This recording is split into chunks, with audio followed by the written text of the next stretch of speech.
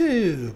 I am Penstar, and this is Age of Wonders 4, Episode 2. Not quite strategy and tactics yet. I haven't played that game that much, but I do, I have about 19, 20 hours in this game so far, so I do know a few things of what I'm doing. And so we have rejoined our intrepid goblins, the Doomblout Order, as they continue to, reform the area around us. Now, one of the things we need to consider early game is expansion, and specifically expansion with our cities. It may seem a little early for that. The way you expand, you don't build settler units, thank goodness. Your heroes can lay down outposts, and then those outposts can turn into cities. So we're going to do that fairly soon. There is a limit. It's not a hard limit, but at the moment there's a base of 3.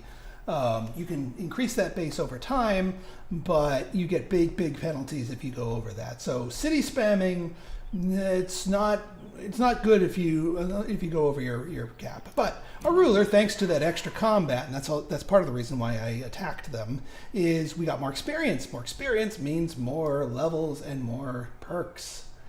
I'm going to give them Experienced Leader, which gives all the units in our army experience over time for free. Make the rest of the army stronger. We only have some light wounds. I don't think we need to run all the way back to town. What I want to do is kind of set up a new town. And I see some resource nodes over here that are promising. So you know what? Let's make our way over here.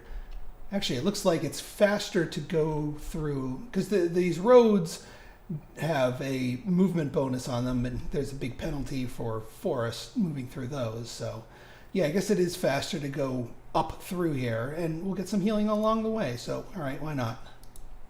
Oh yeah, our stuff is almost done. We're going to get a pop growth in one turn. We're going to get that in one turn. We can start building a second army. So we'll go for a Dawn Defender. All right, so we've got a couple of other choices here. I'm going to go for a mine, because there are buildings later on that you can unlock that require mines, but you can only build mines near gold veins. Like other province, it doesn't have to have a gold vein in it specifically, but other provinces, benefit from having it. On the other hand, we could go make a play for lumber. Well, actually, you know what? This one doesn't have lumber mills in it at all. So you know what? Let's get the gold mine, because money becomes a bottleneck, especially a little bit later on. Yeah, we'll go here. And they technically end their turn in our terrain, so they'll we have our new scout. You know what? Why don't you go this way, and then go explore. Okay, you produced a vendor. Now, when we get up to 5 population, we can go up. We can go up to the next level now, but we get a boost if we have 5 population. Now, remember how I was saying we need 2 farms? That's for the stonemason. It gives us a boost, and we get a lot more. We get more production income out of that. And also looks like we can get we get a boost to our market thanks to those. And see this mint here? That requires at least 1 gold mine to build a mint. We're not going to go quite that distance yet. In fact, we probably only need the stonemason at the moment. We'll get the market later, because by the time the stonemason is done, our 5th population will be done, and so then we can line up our town hall. Because we do want that sooner rather than later. All right, new Empire development skill is available. So remember our affinities here. That progresses us along these trees that unlock certain perks. Now, they don't automatically unlock. We have to choose to unlock them, and we have to spend some of our Imperium too. But what perks we get access to is dependent on our affinities. So we have 1 Chaos affinity per turn, so that's unlocking very slowly. We have 3 Order affinity per turn, so we're ready to select this, although I don't want this one specific yet. And then there is a sort of a generic that is every empire gets access to these regardless of your affinities, but we don't need to go on the water yet. I'm actually saving my points for the first affinity in nature, which gives us our, it makes founding and absorbing cities faster. Speaking of, we do need to found our outpost to sort of get ready for that little play here. So let us end our turn. All right, I'm going to go here. I'm going to click on them just to see what the, aha. Good, there's a thing separating them. I think this right here is going to be where we set up our next city. So we kick off an outpost build. So that's going to take 2 turns. What do we got here? Entwine through. These guys are mana-based units, so we're not going to get to eat them, but they're not giving us the option to let them go. Let's see what auto combat tells us. Oh, that easy. Oh, I guess they are physical units, because otherwise we wouldn't have gotten anything from them. All right, I'll take it, and yeah, I'll take this outcome too. That gave us even more. Let's see. Yeah, 2 Dusk Hunters. Stonemason's done in 1. Town grows in 1. Perfect timing. You guys are just going to chill right here. And our spell is ready. So let's enchant our 2 scouts so they both now have +2 range. New Empire skill development? Yeah, it's what I'm looking for.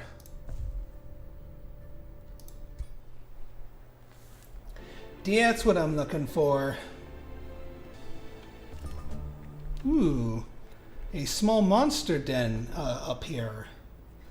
So that's an interesting, that will eventually become a problem. But we should be able to take it out. All right.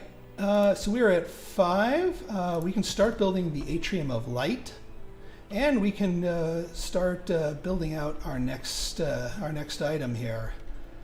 I want to give this town some room to grow, so I'm going to leave some of these provinces for it to grab. I don't think there's any other like boosted ones that we can grab. So I think we're going to grab from this side of the equation, and we're going to go for foresters here. That'll also unlock some other building boosts for buildings that would prefer you have a forester. Yeah, and let's take out these guys because we'll clear the way for these resource nodes. 2-2. Let's auto this one. It took a chunk out of my leader, but that's fine. Got a whole bunch of production, which is really good. All right. Yeah. Do I want to? I do want to heal a little bit. But I also want to explore a little bit, maybe down south, see if there's anything interesting. Aha, we met a free city, and they do not like us already. We fight for our freedom and stand against anyone who threatens our free city. Yeah, they're on to us, although they're pretty weak. Aha, so that's Sage Haven. Yeah, big chunk of astral affinity. Now there's ways to make friends with them, but we could also just smush them. This could be our third city. If actually that's not a bad idea. Our army is down here and they're not that strong. So yeah, let's take a bite out of these guys, and then we'll come back to heal. Wow, we finished the Atrium of Light already. That's fantastic. So a couple of reasons for the Atrium of Light. So as our city grows, yeah, see, we're down to stable. That's not good because we're missing some of our domain alignment agenda bonus. But with that, we can now build the tavern and yeah, build 2 farms. That's why I said start with 2 farms. And now we get plus 20, which boosts us back up.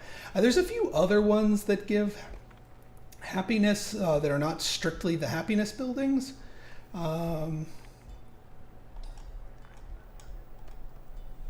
But I don't have them at the moment, so let's go tavern so that we can get our bonuses back. We also can now build the wildlife sanctuary, which is our book specific thing. This gives us draft equal 5 draft for every adjacent province with a forest, which is insane. We stick that in the middle of the woods here, and we're going to get a metric F ton of draft. So one of these is going to be taken by Chicketson, and then the other city will just share them. I'll probably take this one and then just dump it right here. And then for this one, we could have another wildlife sanctuary like right here. So yeah, it's a powerful thing, and one of the perks of having the animal one.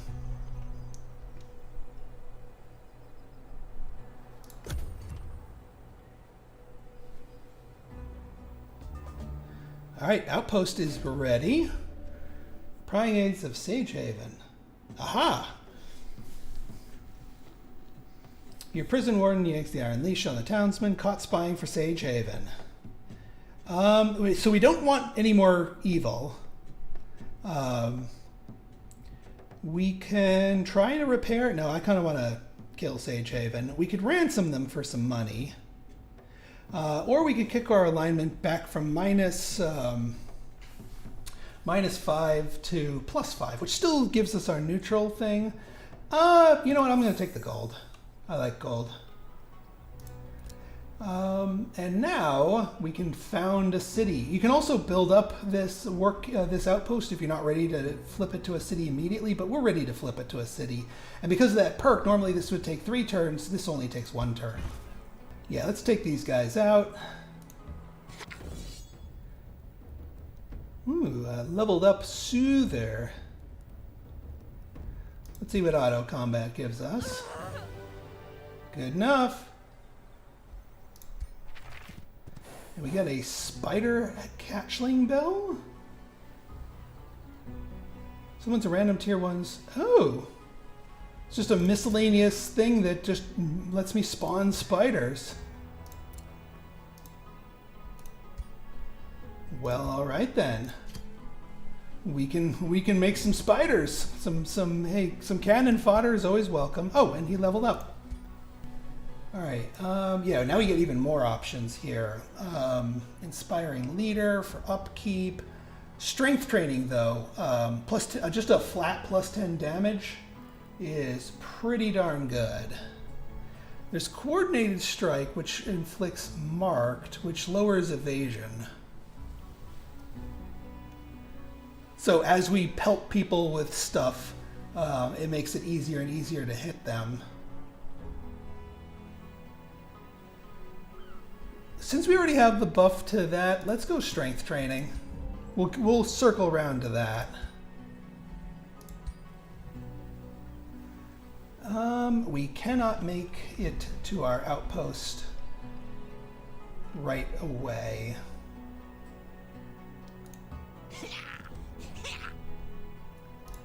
All right, yeah, and that's training there. New Empire development skill.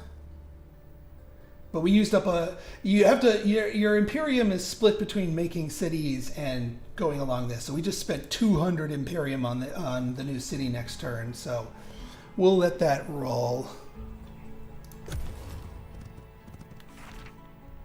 Ooh, some boots.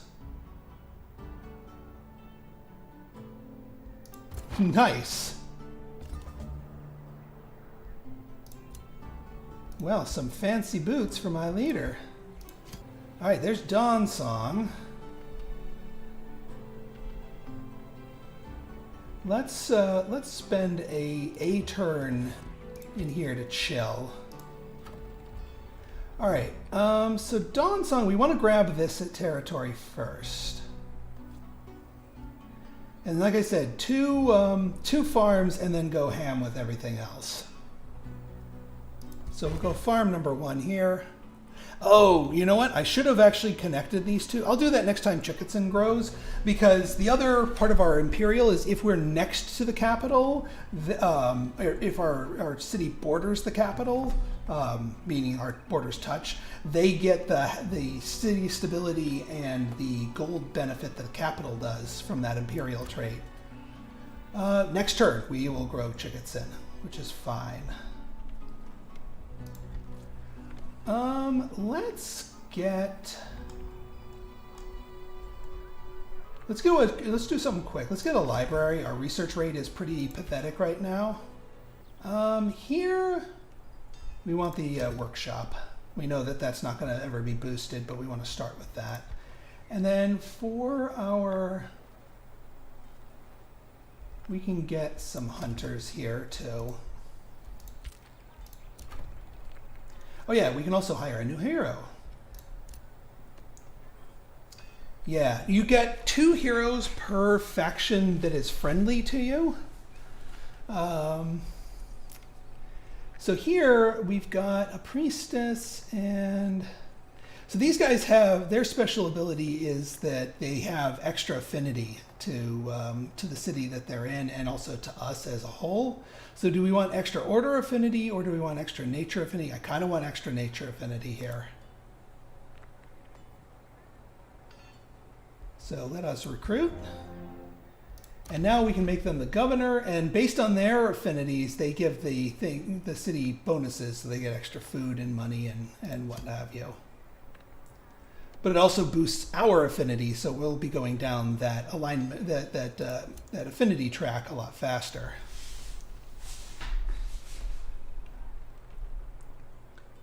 All right, yeah, we gotta nip Sage Haven in the bud. Wand of Raising Undead. Once per battle. Take. Meeting the Inquisitives. All right, looks like we found a free city that doesn't hate us immediately. Our scout went underground. There's a whole underground map, and yeah, this is an underground city. We're going to give them one of our Whispering Stones. It's basically a way to passively increase relationships. At the beginning of the game, you only have 1 Whispering Stone, but you can get more, and since we have no other friendly ones, we definitely want to give them our Whispering Stone. Because, yeah, then we'll have more options across the board, and it's nice to, be nicely. We're not in the business of immediately trying to take them out. We have a different city lined up for that.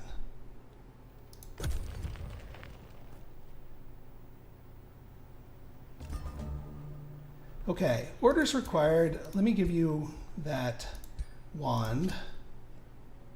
Although, you know what? Let's give it to our other hero. Because this guy already has a lot of things to do in a turn. Let's clear this out, this Marauder group. Now, we did not, I should have taken the alignment booster. I don't really want the Halberdier. I do kind of want to attack, but do I want a Halberdier for 124 gold?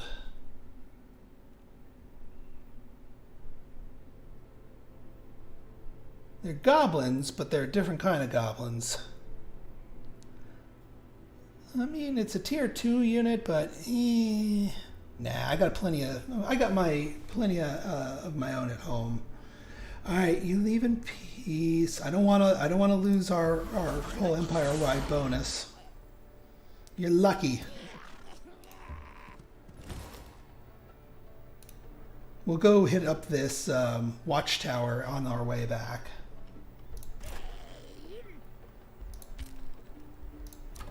Okay, so Chicketson, now we can bridge the gap here. Now Dawnsong is getting our bonuses. But the other thing that we can do here is, even though we put a forester here, we can now swap that out for the wildlife sanctuary. You have to actually put it in a place that has it already, and it takes unlike the other like world map things, it takes some turns to build. All right, we are at 50, which is perfect, which means we can build things we don't have to worry about the bathhouse. We can get our market because we want lots and lots of gold. We don't really need the light forge at the moment, but we may later on. Let's see. We can get sun priests now that we're higher tier here, but they're not the unit that I really want. I actually need to research that unit. So we're just going to keep making dusk hunters because they're really strong even though they're a tier 1. Oh, and here comes the next thing. Soil tenders. Farms give +5. So those 2 farms that we're building per city are now giving us collectively an extra 10 food. So our cities will grow nicely. There we go. This just gives us like a big, massive 8-tile radius site bonus. And then, yeah, we'll end our turn in our territory, top off our health. You can chill here. We finally got this marathon of a research. And they didn't give me what I'm looking for. I'm going to shuffle. Yeah, I want the wild speaker. That is what I'm looking for. That is the animal guide specific tier 2 unit that can summon animals or conjure animals. So we want that. All right, Dawnsong's ready to grab another province. And yeah, this one has, farm, pastures, and a river. So yeah, we'll take that. And also deny it from Sagehaven so they can't grab those sheep. And now we have our 2 farms for Dawnsong. And yeah, we will cast this spell. It's going to take us a few turns, but worth it. Now you might say, well, Pinstar, there's nothing for you to benefit from. All of your units are order units already.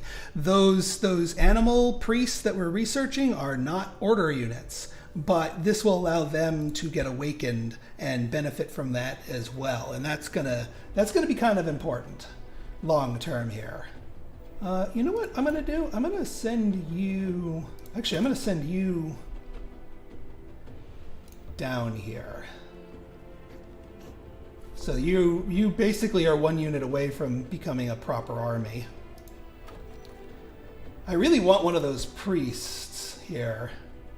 We're going to get a Dawn Defender. Dusk Hunter, yeah. I need at least one of the priests. I actually want 2 of them. In practice games, I usually get that priest research earlier, but it just took me a while this time. Just because of how luck...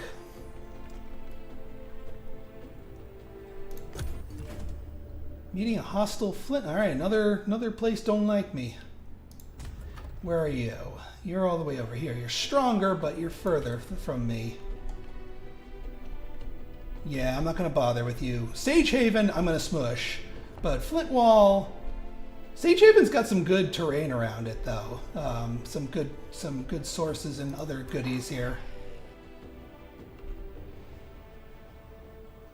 Oh yeah, we haven't fully ended our turn yet. Let's see here. So, terrible news. Our scouts have reported sightings of an army of corrupt souls roaming our lands. So we can kill them and get a boost to our relation with our own race and a bonus. We lose stability, but then we gain a lot of knowledge per turn. I mean, losing the stability... Nah, I don't... If we didn't have so many bonuses tied to city stability, I'd take the other one, because we do kind of need the knowledge, but... Alright, where are these corrupt souls? Alright, good. Actually, we're going to use our secondary hero here. We'll wait a turn for this last unit to reinforce. We're just going to have a whole bunch of hunters, I guess. And yeah, let's start... Do I have to declare war on Sagehaven? Oh wait, we already are under war with them. Yeah, we're already at war. Which means we don't need to worry about war, doing grievances and war deck malarkey. Yeah, it's a special resource they're sitting on. Okay, so we've got stonemason, vendor. We'll go from there, stonemason, vendor. Pretty much the same build order as my other city here.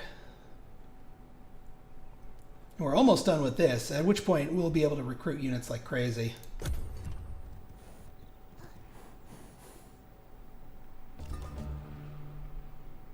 All right, where's our wildlife sanctuary? Yeah, this territory right here. Actually, we should be moving towards here. We have our 2 farms, so we don't need more farms. So we can get a forest, or we could go for a quarry. That does unlock some stuff. Let's get the quarry. Mix it up a little bit. Keep it diverse. All right, we are going to start sieging the city. You can't just take it. You have to set up a shop for sieges. Or at least, yeah, I guess we have to beat the defenders here. Well, you know what? In our next episode, we're gonna tackle the people of Sagehaven. So if you guys like this episode and you want to see more like it, go ahead and hit that like button, hit that subscribe button, and leave me a comment. Good, bad, or indifferent. Your feedback's always welcome. So until next time, Spin Pin Star signing out. See ya.